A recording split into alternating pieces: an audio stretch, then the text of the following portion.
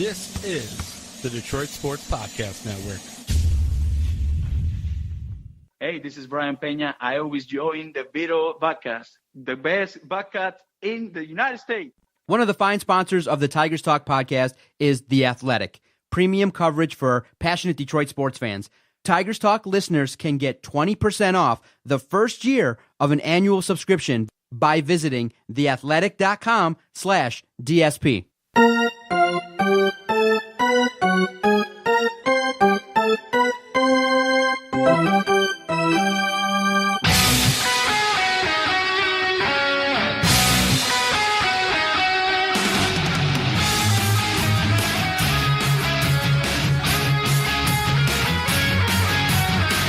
And welcome to the latest, the freshest edition of Tigers Talk with Chirco and Company. It is a post-Christmas edition of the podcast, and I am without the Doc from Doc and Jock this week, and John Charles Macaroon.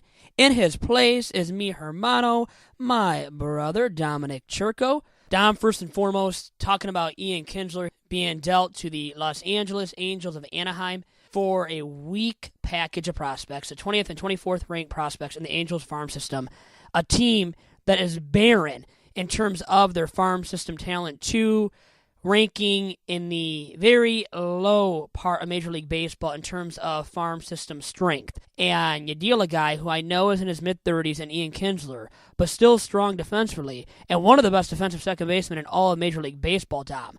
What were your thoughts about the package of prospects they landed in return for Ian Kinsler? I think the net was underwhelming for the Tigers' sake. But you look at it, and Ian Kinsler, at 35 years of age, he is declining offensively a slight bit. His contact rate, though, was relatively the same as it's been in years prior. So for the Angels, it's a move. They're in a win-now mode now with Ohtani and Mike Trout. Andrelton Simmons, now Zach Cozart. It's going to be a really good defensive infield for the Angels. A lot of Gold Glove caliber players on that infield. For the Tigers, it is more the same, what we're going to see, transactions, trades, etc. Where the Tigers are at, they're in a rebuilding phase. It's kind of underwhelming. Obviously, they got more out of the deal with the Rangers, the previous deal, and the net that they're getting here. They're getting two guys that are basically lottery tickets. And Dom, as a resident White Sox fan and White Sox expert, we've got to talk about now which club, the White Sox or my Tigers, will finish with more victories in 2018. Now, we don't expect either club to finish with many victories.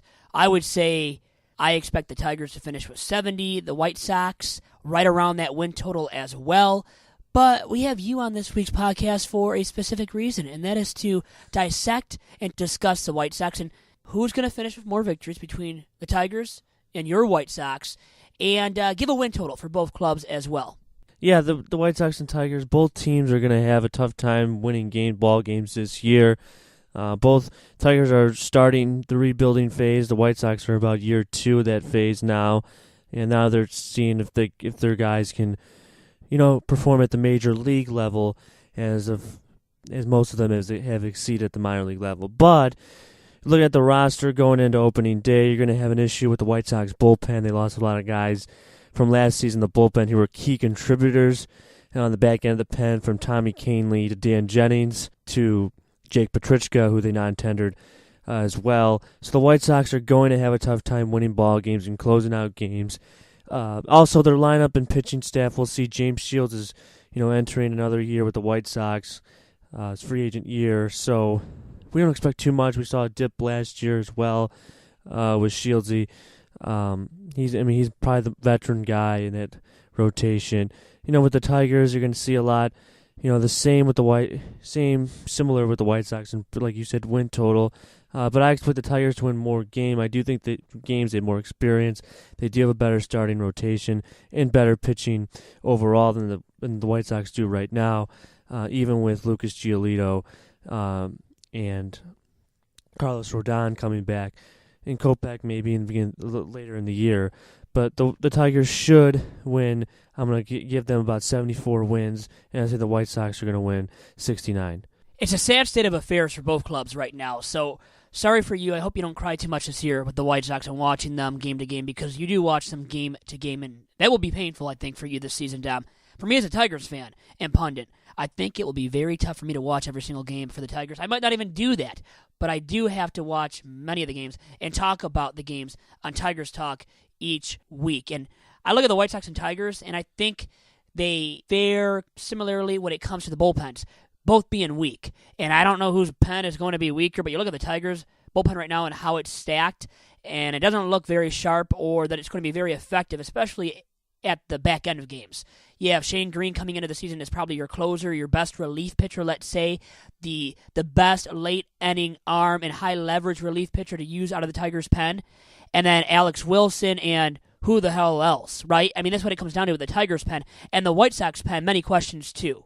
Yes. In addition, I think the White Sox lineup going through year 2, you're going to see a lot of guys improve. I think Tim Anderson, Yohan Moncada will improve.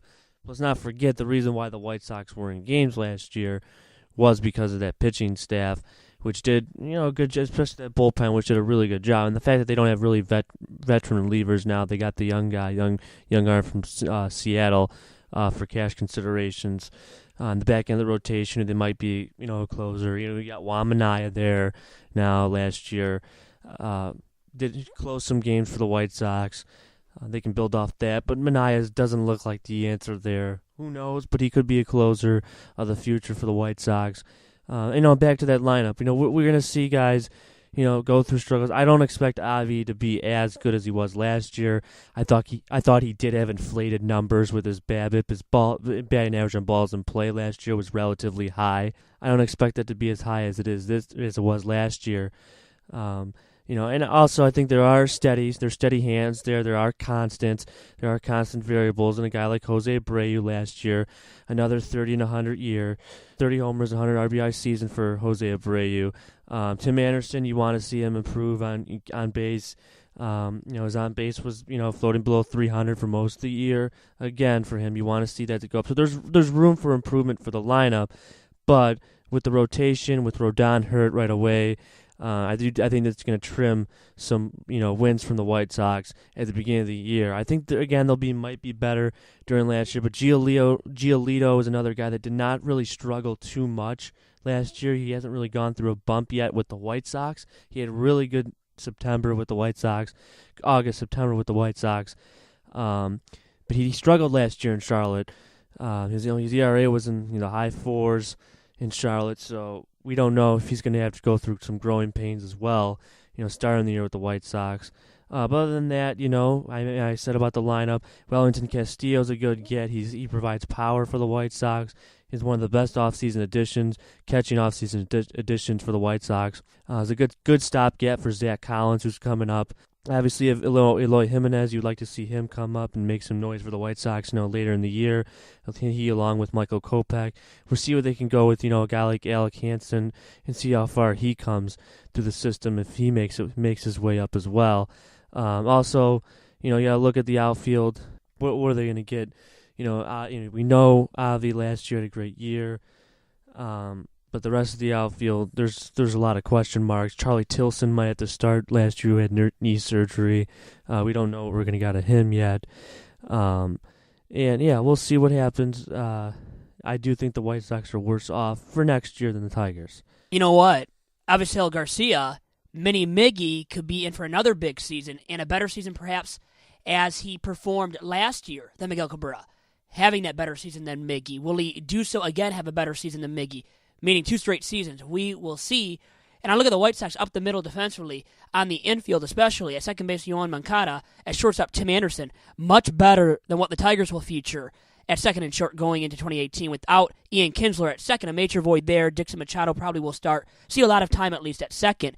At shortstop, Jose Iglesias, as of right now, unless they deal him. Will they deal him? Those all are topics for another day, though.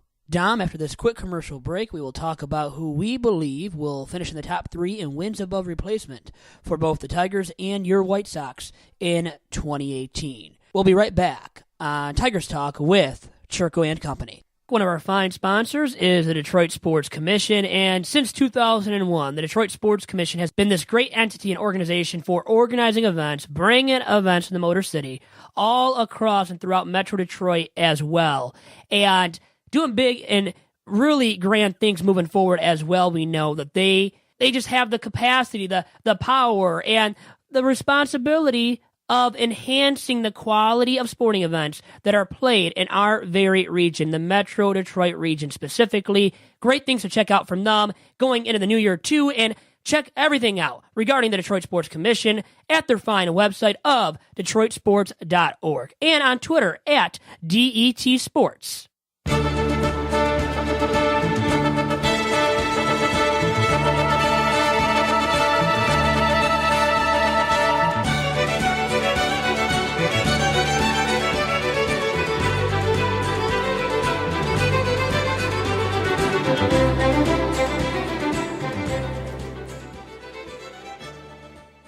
And back here on Tigers Talk with Chirco and Company, I am your host, Vito Chirco. Once again, the doc is out this week. Dominic Chirco is here in his place.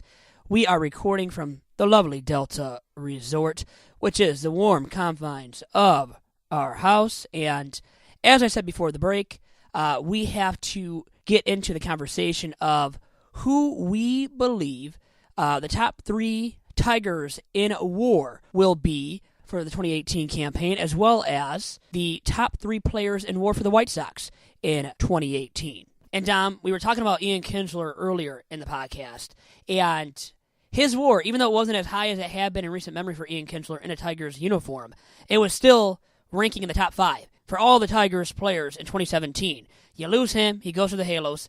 Upton, Verlander, you lose as well. Those 2 guys also in the top 5 for the Tigers in war in 2017.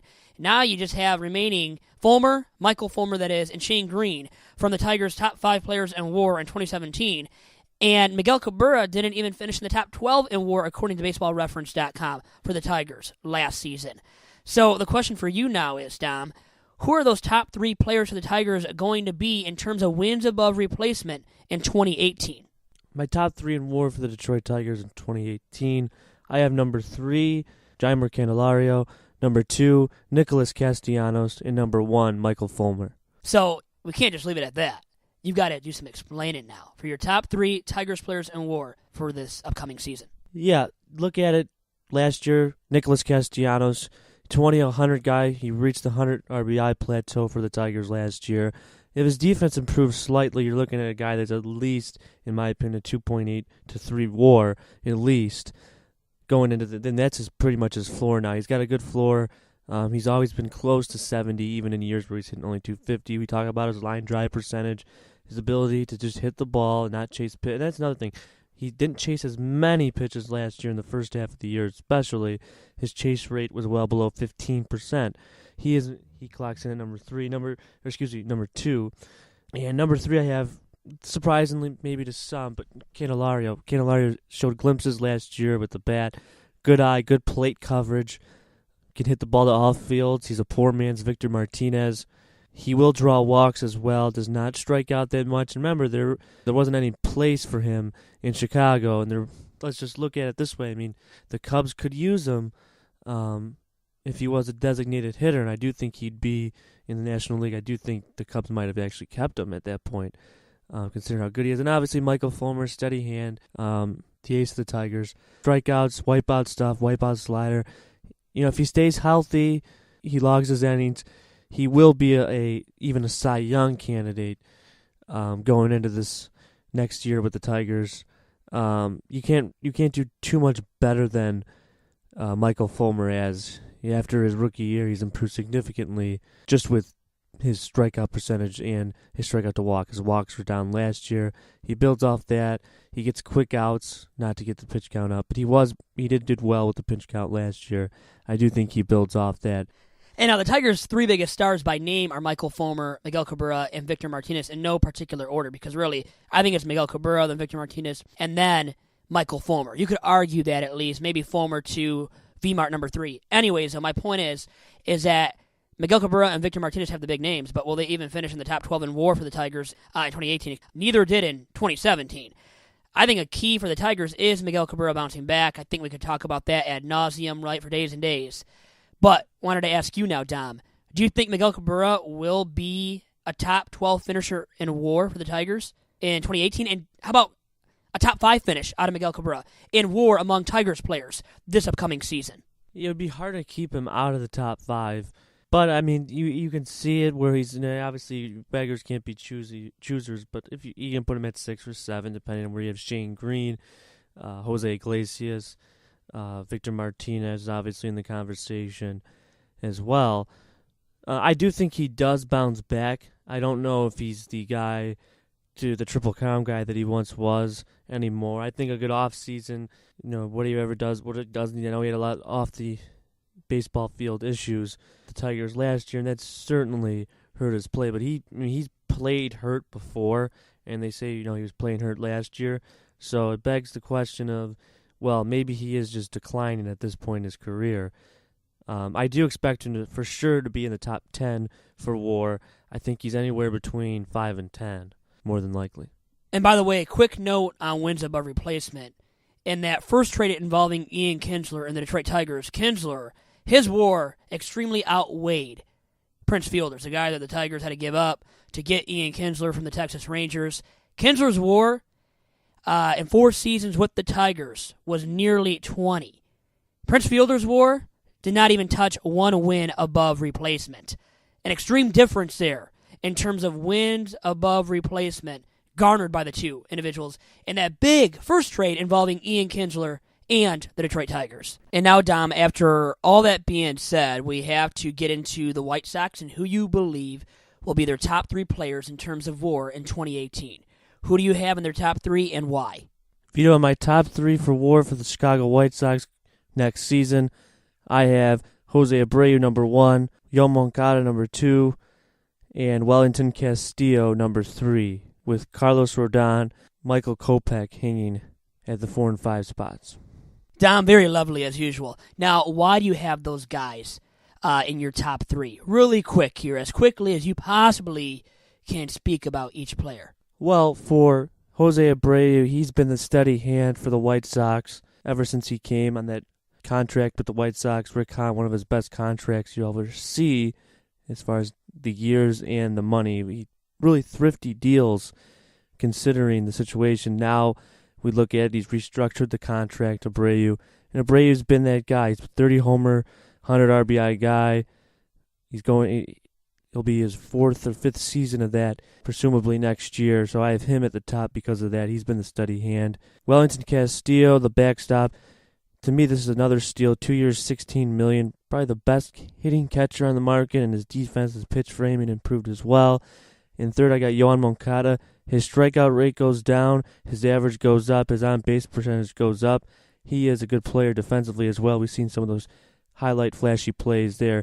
And I think trailing just behind him, Rodon is going to start the year off injured, and Kopech will start the year in Charlotte, but get his chance soon after that. Mid-season prediction for Michael Kopech. So those are my top 3, and I gave you an two extra guys in the 4 and 5 spots for the White Sox. Dom, thank you. And it seems like you gave us those 2 extra players because you're in the Christmas giving season. Now, in the spirit of returning gifts around Christmas time, specifically after Christmas, the gift that you didn't really want to receive. Well, for the Tigers, in my opinion, a gift they would like to return is a contract of Jordan Zimmermann. Dom, who do you think the Tigers, if they had the chance to, would go back and revert their decision on acquiring? What player would you say is that guy that, if they had the chance to go back and actually not acquire the player, they would end up doing so? The player that they would like to see themselves not acquire at the time they acquired them, looking back in retrospect, in hindsight, is easily Jordan Zimmermann. I definitely agree with you there, Vito. I think his contract obviously is an albatross for what he's done with the Tigers. His ERA close to 6 last year. His velocity's dipped tremendously, and as a fly ball pitcher, he needs that extra velocity. He needs to get back to the 93, 94 mile per hour range in order to be effective. We've seen him slip. He's had injuries as well. To me, this is an easy one. Is look at the players they've acquired. They've traded a lot of guys. Also, you got to look. Maybe something they should have done had they had the chance to, and maybe, he might have bolted the Tigers eventually either, but is Max Scherzer. They probably should have kept Max Scherzer, did everything they could to sign Max Scherzer and extend the length, extend their window as far as possible, and to compete for a championship. That's probably the one thing that they mishandled in the Dombrowski era that, harking back to it, they should have reworked with Scherzer and figured out something, and even maybe given him as much money as possible. Because right now his contract, he is beating out the contract that the Nationals have given him, back-to-back Cy Young Award winner in their National League. And you know what? Jordan Zimmerman's contract has become the definition of an albatross of a contract, easily. Nothing else to say about that, and nothing else really to say on this week's episode of Tigers Talk from the Delta Resort. Dom Chirco, Happy New Year to you. Happy New Year to everybody out there as well tuning into this week's episode of Tigers Talk, and we'll talk to you again in the new year. Adios for now.